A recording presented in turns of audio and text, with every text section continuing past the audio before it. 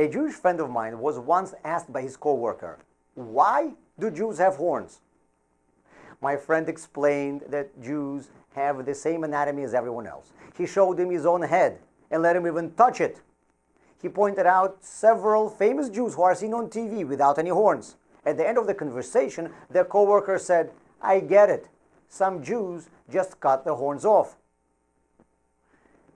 Where does the myth of Jews having horns come from? In the book of Exodus, the Torah tells us that when Moses came down from Mount Sinai, the skin of his face had rays emanating from it. The word ray in Hebrew is keren, which can also be translated as horn. The Vulgate, the 4th century Latin translation and the official Bible of the Catholic Church, had erroneously translated keren as horn.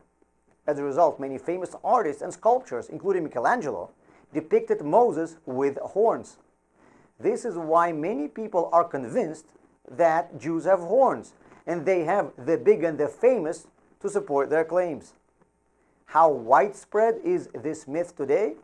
A Google search of why Jews have horns turns up almost 4 million hits.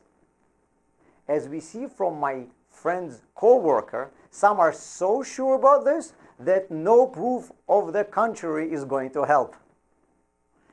I was reminded of this story because of what happened last week when we aired our video, "Are Jews Really the Chosen Nation?" It explained that Torah never calls us the best people. On the contrary, God did not choose us because of any advantages that we had. The chosen people means that we were chosen for a specific job. If you missed the video, you can still watch it on arielcenter.org. I repeated several times that chosen does not mean better. But this video was bombarded by comments, "How dare you say that Jews are better than everyone else?" And by the way, these comments were mostly posted by other Jews.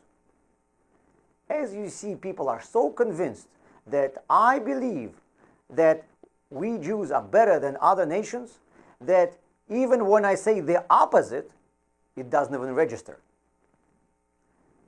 We see the power of people's faith in the myths they were raised to believe.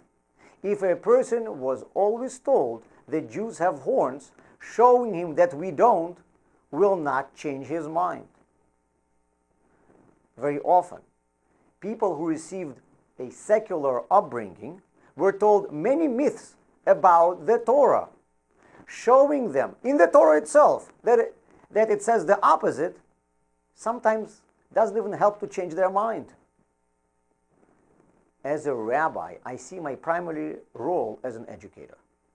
The main difficulty in teaching Judaism that I encounter is that many people were raised with misconceptions about our religion. And just like with Moses' horns made by Michelangelo, they are referencing famous people who they have learned these myths from. And as we see from the last week's video, they are so convinced of these myths that when I show them that it is not true, it doesn't even register.